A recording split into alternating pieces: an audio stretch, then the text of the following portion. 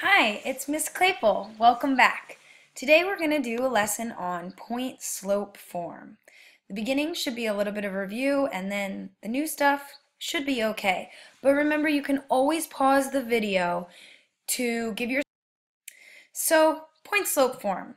Let's start with everything else we know. Well, not quite everything else, but slope, intercept, and slope. So remember, slope intercept is y equals mx plus b, where m is the slope and b is the y-intercept.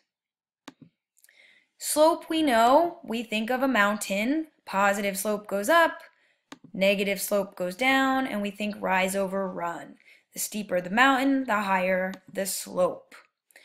We can also think of slope as the change in y over the change in x, and that's where we get our formula y2 minus y1 over x2 minus x1. And all of this slope is the m in our equation in slope-intercept form. So when we graph, remember, positive slope goes up, negative slope, you're going down the slopes, goes down, zero slope, horizontal, and undefined is that vertical slope. So slope measures the steepness, so there again you see zero slope, and as it gets higher, the slope gets steeper. Undefined, and then our negative slope. So here we go. How are we going to use that? Well, we're going to use it in point slope form. So point slope form is y minus y1 equals m parentheses x minus x1, where m is the slope and x1, y1 is the given point. So if you have a point and you have a slope, you use point slope. So I see a point and a slope. So the first thing I do, I write down y minus y1 equals m parentheses x minus x1. Point slope form. So we substitute in negative 1/3 for m, and then this point is our x1 and our y1. And you only plug in for x1 and y1 because they're the ones that want it. So there we go.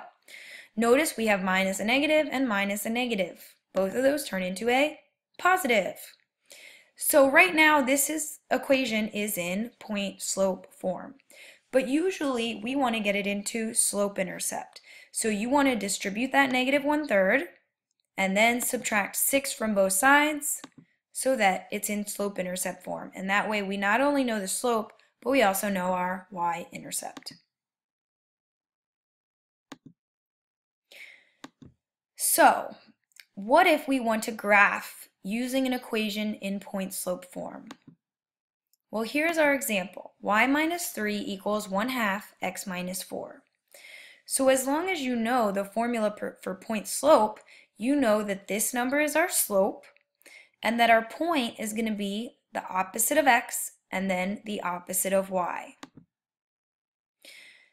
So using our slope and using our point, we can graph. So we need a coordinate plane, and you first graph the point 4, 3, and then from that point, use your slope 1/2 to do rise over run, up 1/2, and you have your line.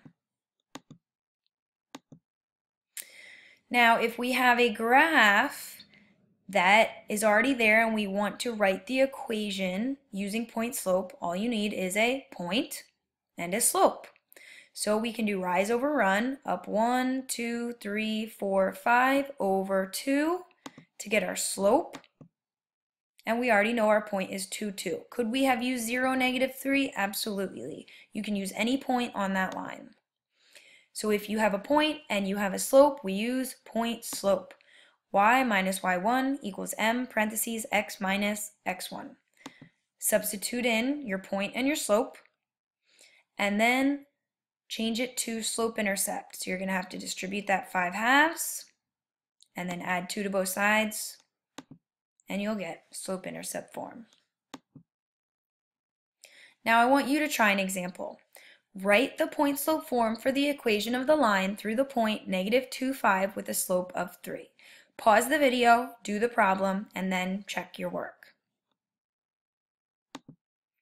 So you should have used y minus y1 equals m parentheses x minus x1. because we have a point and a slope. Substitute in, and notice we have minus a negative, change that to a positive, and we want to change from point slope into slope intercept. So distribute the 3, add 5 to both sides, and now you have your equation in slope intercept form. Now we're going to try, given 2 points, write the equation in slope intercept form. Notice slope intercept form, point slope form. They both have the word slope. And the thing is, we don't have a slope here. So the first thing you need to do is find your slope. The formula for slope is m equals y2 minus y1 over x2 minus x1. Rise over run, because we've got the y's over the x's. So we substitute in, and you find your slope is 1/2. And then, if you have a point and you have a slope, you use point slope. So y minus y1 equals m parentheses x minus x1. Write it down and plug in a point. And again, it doesn't matter which point you plug in. I chose the first one. So I substituted in, and now I have point slope form. But look, the question says slope intercept, which means we're not finished. We need to solve for y.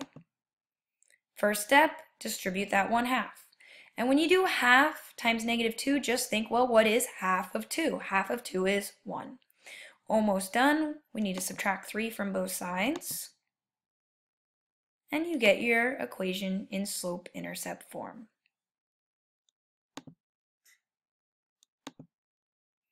Okay, now we're going to practice writing a line in point slope form and changing it into slope intercept.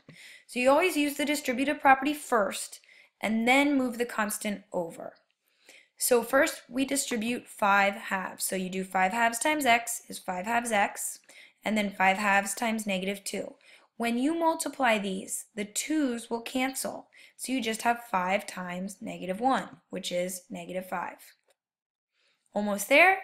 You just need to add 2 to both sides, and now you have your equation in slope intercept form. Y equals 5/2 x minus 3. Here's one for you to practice.